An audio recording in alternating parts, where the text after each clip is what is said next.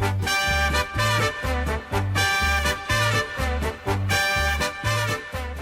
welcome to the first in a series of episodes we're going to have on people who've been instrumental in the development of the Bentley Football Club. And with me today is former player, former committee man, former president, current Hall of Famer, Greg Clough. Good morning, Greg.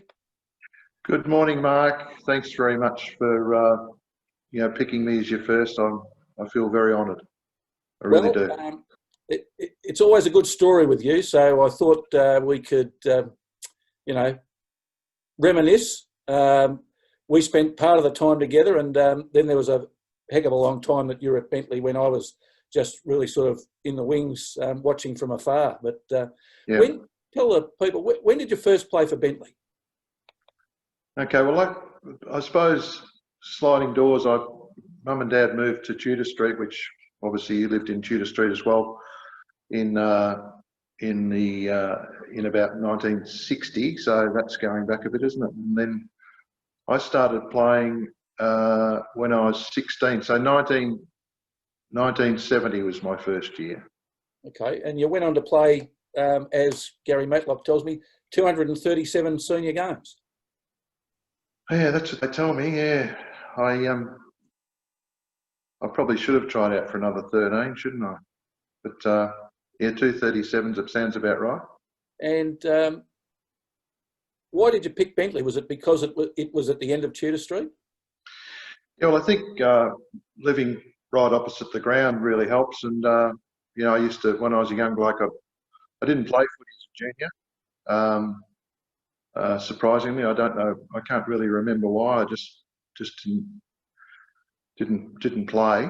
And then it sort of, I'd go over and watch Bentley Mess as it was then at Mackie Road Reserve, a dinky little ground, but I used to go over there and watch them play. And so when I sort of started to get a bit of interest, I think what happened first was a club steward at the time, Graham Lloyd, may he rest in peace, passed away a long time ago. He came and got me to do some boundary umpiring when I was about 14. And that was I get a couple of bob for running the boundary. And then when I was 16, they started to talk to me about playing, and I sort of played in the reserves when I was 16. So we didn't have juniors back then. And that was in the old Bentley Methodist days. Of course, Bentley's had several name changes. Bentley Uniting. And I think that happened in about 1977 when the Uniting Church took over, and then Bentley, and now the Bentley Football and Netball Club. Yeah, the Bentley Uniting bit was Bentley Methodist, that's right, and the very strict church club. It was sort of high church, higher than the Church of England, and then the Presbyterian and Methodist Churches united, and we didn't really change our name. It's just the church changed its name. It was a church competition back then, and very strict, no drinking, no swearing, and we couldn't even talk about going to the pub after the game. That was taboo. So things have changed a bit now, but interesting times, and name changes over the years, and but still a fantastic, vibrant, wonderful club that it's developed to be today. They should be all very proud, everyone involved today. And of course, you said that they played in the churches. That was the old ESCFA, Eastern Suburbs Churches Football Association. Yeah, in actual fact, Mark, it was the Eastern Suburban Protestant Churches Football Association originally.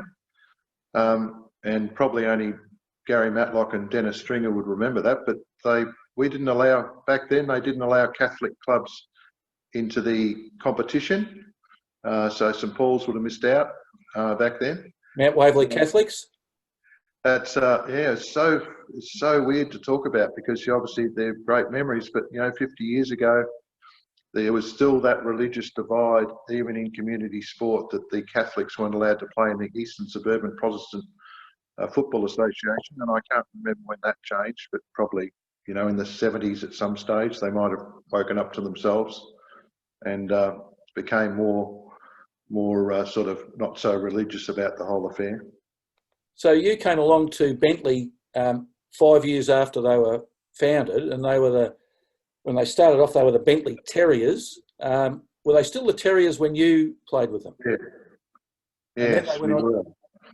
I think some people might remember I actually sang the Bentley Terriers song at a function, the Hall of what was it? It was the inducting of the legends, I think, or the Hall of Fame. I can't remember what it was.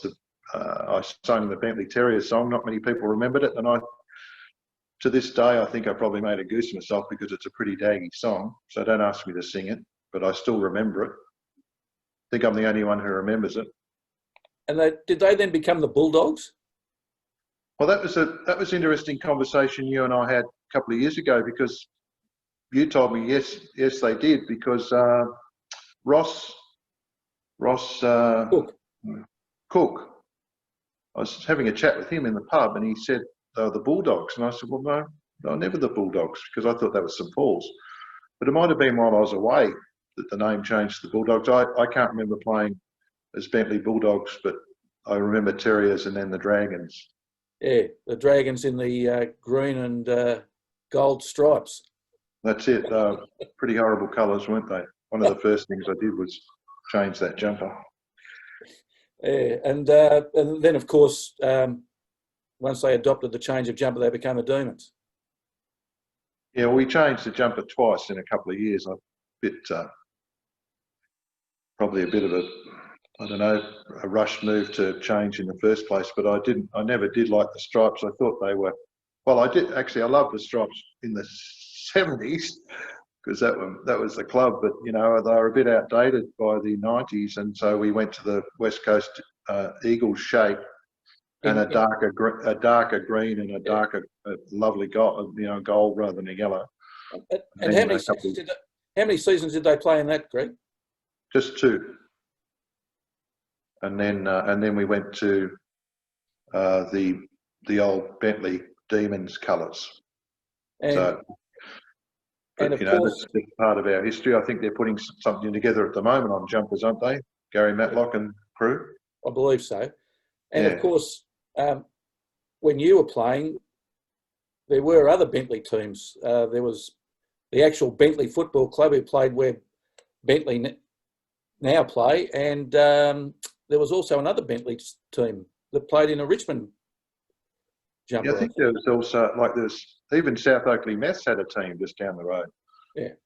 Weird as it was, I can't remember the other Bentley team. I don't know whether they might have played in. I think, weren't they East Bentley, and didn't they eventually merge with St Paul's? Yes, it was East Bentley. I think they took over our ground at one stage, took over the Mackie Road ground, didn't they, at one stage, East Bentley, and then sort of merged with St Paul's. Okay. So pretty much lost their identity, a bit like Brighton, unfortunately lost their identity, those clubs that have folded, and that's why Bentley, talking about Bentley people now should be so proud that the club's survived all that. Although there's been some changes in colours and things and grounds, the core of the club still, we've still got that rich history, to back to 1965. And so, in your first years at the club, Greg, were you successful as a player and as a team? I can't remember much success of either, really. I just enjoyed playing. I started in the seconds under Bob Tidball. And, history shows that,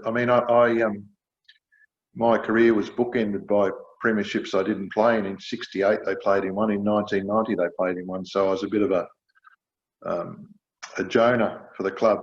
I never played in a premiership, but had lots of fun. So 1968 was a premiership, and 1990, I played from 70 until 89, apart from 3 years away. So not massive success in premierships, but massive success in what they provided to the community, and thousands of people have come through the club and called it a home. People, you think about people like Greggy Graham, bless his soul, also a Tudor Street boy. His life revolved around Bentley Footy Club and Mackie Cricket Club. That's what kept him, because as being a single guy, it's what, made his life was being involved in sport. So Bentley, although not successful with premierships, has provided a lot of comfort and support and fellowship for thousands of people over the years. Now, it's fair to say that although premierships didn't come the way of Bentley when you were playing there, they played in plenty of finals and grand finals. Yep, we played in quite a few finals. Never really fully. I mean, we finished on top a couple of times and didn't get the ultimate prize. So yeah, we played in quite a few finals, but not as many as I thought. Our talent, should have been playing in. But that's the luck of the draw, and we're still searching for that elusive premiership, and we're hopefully due for one real soon. Now, at some stage, you left to go to Chelsea Heights. Yeah. When was that, and why did you go? I left in 1979, so I was there 79, 80, 81. Well, Pat and John Hogan were there, and as you know, you as well, very close to the Hogan family. Yep. Lorraine was involved down at Chelsea Heights as well. So they sort of approached JD and I, and we I was of the thought that I'd like to, try at a higher standard. Back then, Chelsea Heights were playing in Southwest Gippsland. Pretty good comp, playing Berwick and Beaconsfield, Cranbourne, because they're playing these country towns that had lots of money and lots of name players. And I just wanted to try myself out at a higher level. And I enjoyed those years at Chelsea Heights, but then again, maybe I would look back on my career if I was a one-club player and had those 3 years at Bentley. It's hard to say, but certainly enjoyed challenging myself at a higher level. I never had time on my hands to train enough to play at any higher than Southwest Skippy. A few people were going off and playing VFA and stuff like that, but my business and work commitments didn't allow me to sort of train as hard as what you need to play at that level. But enjoyed my time at Chelsea Heights, but then a couple of guys got me back to Bentley in 1982. Yeah. So you were a league representative for the Southwest Gippsland Football League? No, I was representing for the churches. Okay. And what sort of success did you have at Chelsea Heights team-wise? We played in finals 1 year. We played against Keysborough. We got knocked out. I think there was a final 5. But that atmosphere was unbelievable. It was played at Berwick, and it was like a country game with, probably 10,000 people, probably the biggest crowd I played in front of, and that was just for elimination final.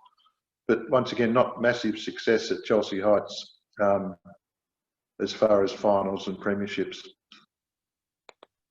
Do you think when you came back to Bentley, do you think you came back a better player? I think I came back at, I suppose I did, yeah, because I'd had to work harder at Chelsea Heights. I haven't been asked that question before, but I had to work a bit harder at Chelsea Heights because it was a bit more ferocious. And I probably came back at my peak. Those years are probably where I played my best footy, from 80 to 85, probably, 84, or maybe late 70s. But yeah, I probably did, because you played against. I suppose the churches comp back then was it was a suburban comp, and there weren't too many big names came down and played in the eastern suburban churches. So it was just local grown talent. But you go to these other competitions, you're getting guys coming back from VFL and VFA playing, and you're up against them. A little story, I played, JD and I used to change in the ruck, and not many people probably remember these days, the younger people remember, but for some reason, ruckman changed in the back pocket and rovers changed in the forward pocket. So the ruckman would pick up the rover, or the ruck rover, and you'd come off the ball and then you'd have to run around and chase Daryl Nesbitt, who'd just come from Oakley VFA. So you didn't even get a rest as a ruckman. So you probably do come back as a better footballer because you've had to work a bit harder in the higher level competition. Okay. Now you won 2 Bentley Best and Fairest awards. Is that right? Yeah, I bookended them. I won in 78 and 82. So the 3 years in between, I was at Chelsea Heights. So you won the year you came back to Bentley. Yeah, and I won the year I left and the year I came back. Yeah. Look, we might take a break there, Greg, and we'll come back with part 2 very shortly. Okay, thanks, Mark. Okay, we're back with Greg Clough in part 2 of our discussion of his career with the Bentley Football Netball Club. Now, Greg, before the break, we were talking about your playing career. When did you retire? 1989. And what age were you when you retired? 35, 36, 35. Yeah. Didn't you think you had any more petrol in the tank?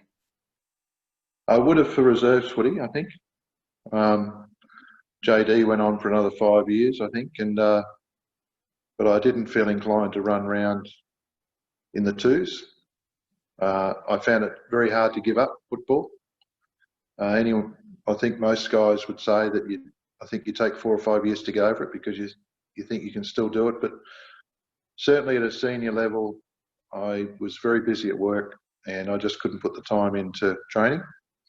And if you're not fully fit at 35, 34, you're not going to be very successful. So yeah, certainly I'd gone as far as I could with the time I had on my hands, with business commitments. Okay, so a couple of questions about what you saw while you were at Bentley. Who was the best Bentley player that you played with in your career? The best Bentley player I played with would probably be between. Look, do I have to limit to one? Like, there's a few. Name a few if you want it. Yeah, Bruce Aiken, great full forward, very big on the lead and a strong mark. He was not a tough player in like dishing it out, but he copped heaps, absolute heaps, and just copped it and kicked, hundreds of goals. Alan White, fantastic player. John Lilly, centre forward, and I couldn't leave out John Delaney, who won multiple best and fairest. So they were all great players, and I'm sure I've missed someone, but they're probably right up there. It's very hard to name just one.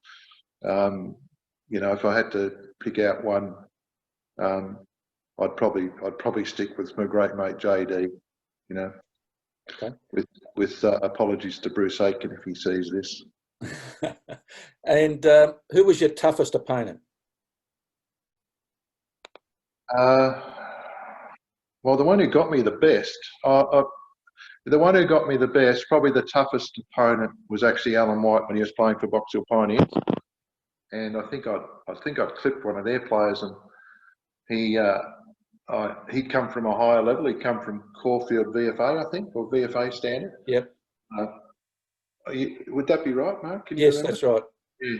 So, and then he's with Box Hill Pioneers, and I clipped one of their blokes, and then very soon after that, I went for a boundary throw in, and I had to lean right back to try and tap it. So I was fully exposed, and he ran past me and gave me an absolute ripper uppercut into the stomach, and I was on the deck for about 5 minutes, and he ran past me and just let me know that that's what you're going to get if you touch one of our players. So yeah, Alan White was right up there as far as protecting players, and then of course he came and played with Bentley, and he was a bit of a protector there too, I think, wasn't he, Mark? Yes, Bentley? He was.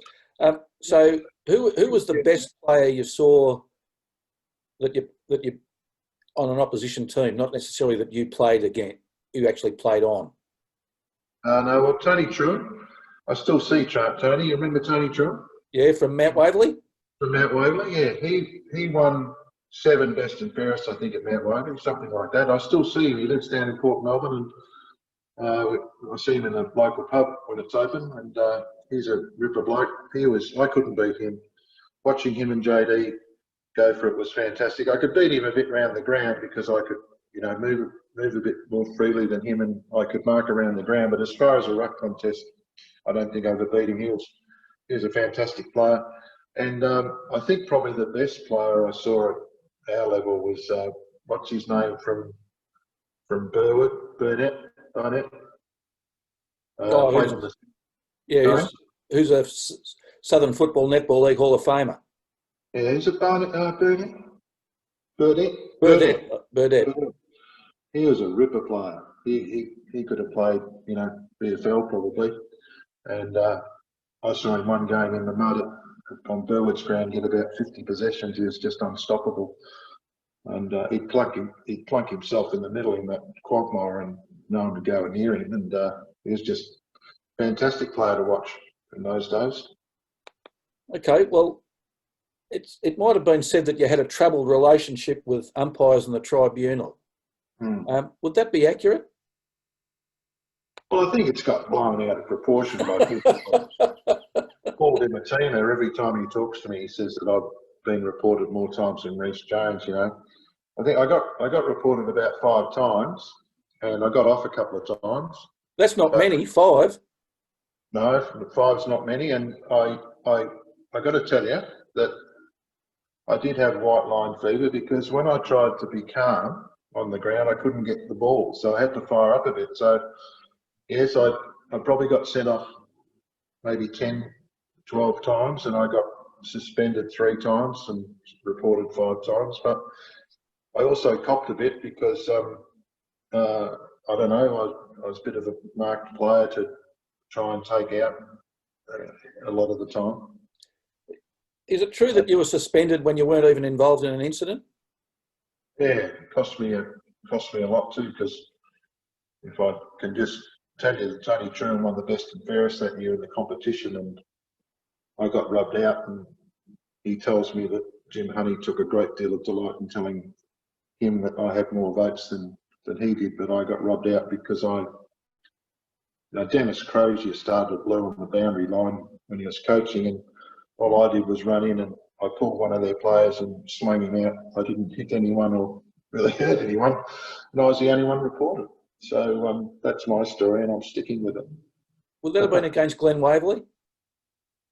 I'm not sure. I can't remember who against, but I know that Dennis Crozier, I hope he's watching this because he helped. He was coaching. He was up the ground, and now they opened up in front of the coach's box, so he thought he'd get involved. And I think Dennis Stringer's brother-in-law, what's his name, Peter, the trainer. Yes. He threw a few as well. I was the only one who didn't throw a punch, so I got rubbed out. But never mind. It's a great memory. So you leave the playing side of it. What made you get involved in the administration side of football at Bentley? Well, I think I got so much out of Bentley as a player. And then Gary Matlock, of course, coerced me and took advantage of me when I was jet lagged. Took advantage. He's good at that. Yeah. Oh, no, I'm sure you know. Anyway, I just felt that it was in my blood to sort of help with administration. I was general manager under Gary, and then when he asked me to step up and be president, I said yes, and the rest is history. So, from the notes that Gary supplied, you had 15 years on the committee, 7 years as president. That would probably be about right. Yeah. Yeah, that's a decent payback to a club, isn't it? Well, I think it's all comes out in the wash. I mean, it's. I don't look at it like that, to be honest, but you don't do it, as you know, Mark, more than anyone, the work you put into football, you don't do admin for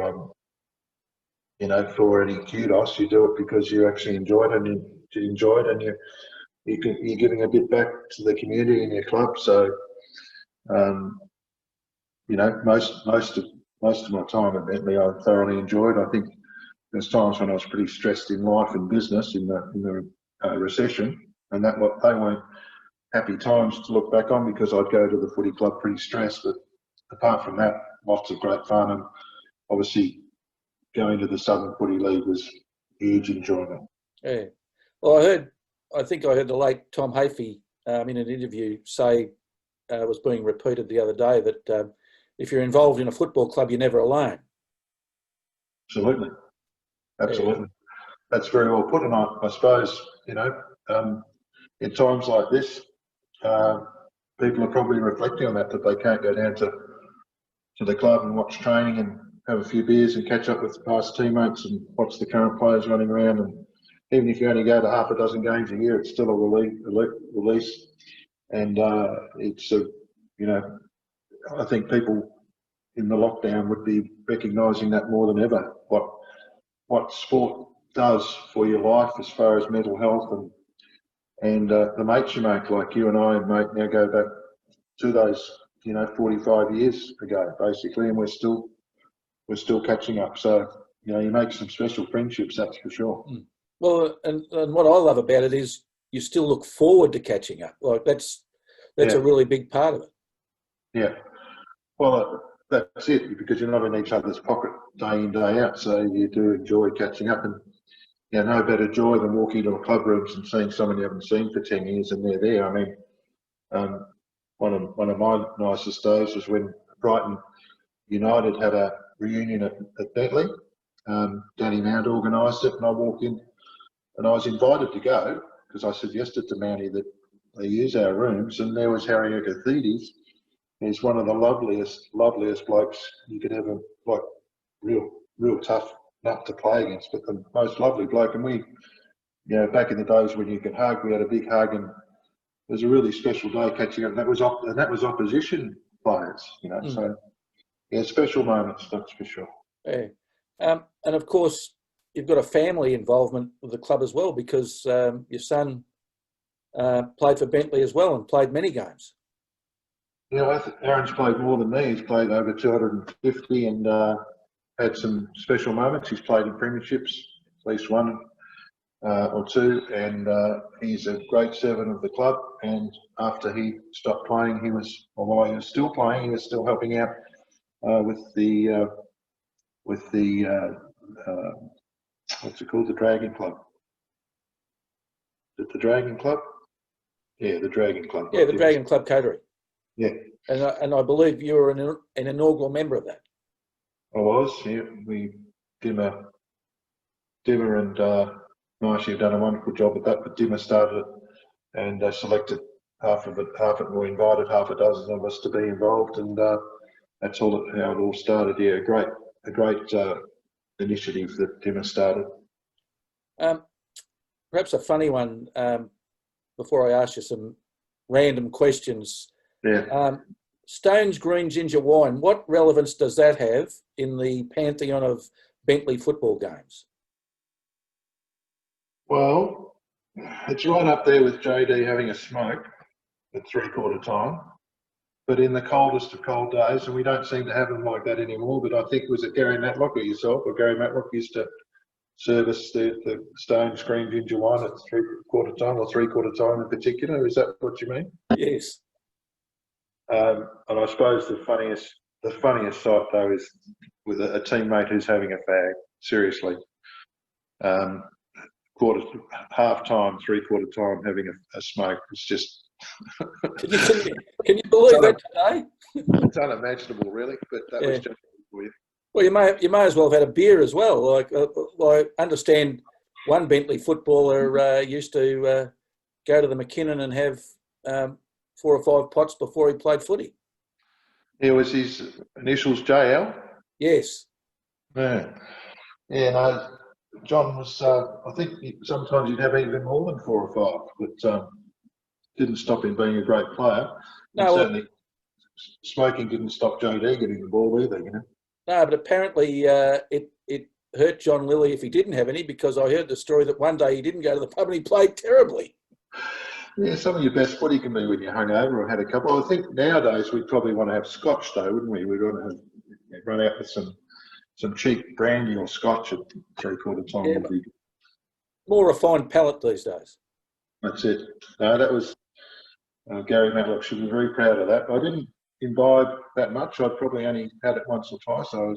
But it did warm the cockles of the heart back then.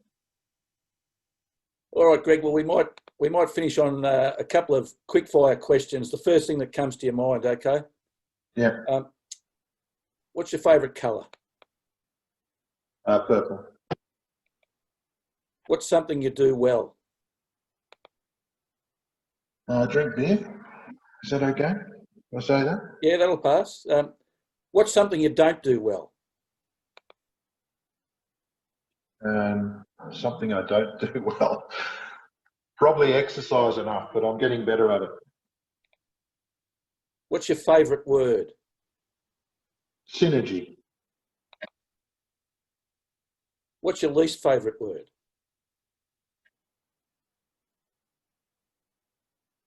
Well, don't. That's a good one.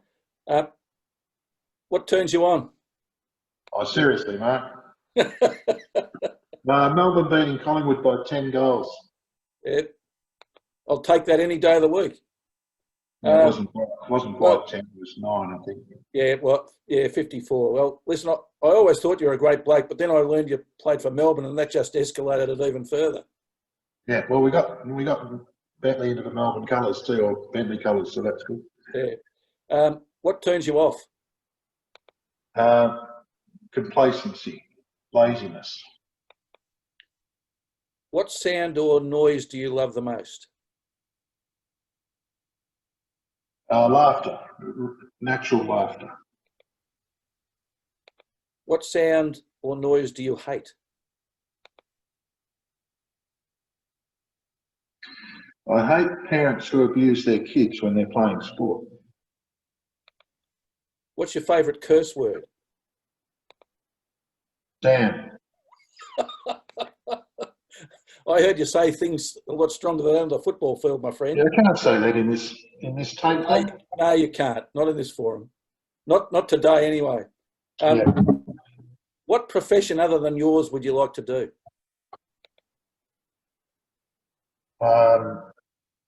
What profession other than mine?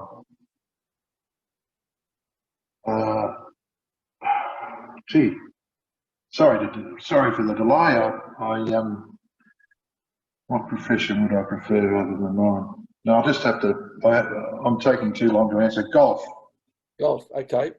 What profession other than yours wouldn't you like to do? I wouldn't like to be a furniture removalist. I think Dutchy Holland does a great job moving furniture, but I couldn't imagine getting up every morning and loading a truck and unloading a truck. It's bad enough doing it every 5 or 10 years. All right, we'll get out of here on this one, Greg. If heaven exists, what would you like to hear God say to you when you arrive? At least you had a crack.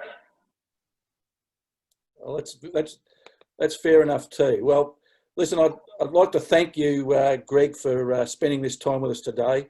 When I look at the Bentley Football Club, I can honestly say, since I've been involved since the early 80s, that you can look at a history of a club and point to certain things that happen and say, well, that affected the Bentley Club and for the better. And may I say that to a great extent, you, and to a further extent, JD, coming back to the club after being at Chelsea Heights, was what I would see as a pivotal moment in the club's fortunes and allowed them, with other people, to build to where it is today. So congratulations and thanks for spending time with us today. Well, thank you, Mark, and thanks very much, well, one, for you and Gary going to the trouble of getting JD and I back, and also for everything you've done for the sport, mate. Your contribution has been unbelievable, and I'm very honoured to be chosen to be part of this, and I've enjoyed the chat, mate. So you take care, please, and let's hope for your breakthrough on this lockdown so we can catch up. Yeah, I'll certainly look forward to that. And thanks very much, Greg. Cheers, mate. Thank you so much. Bye-bye.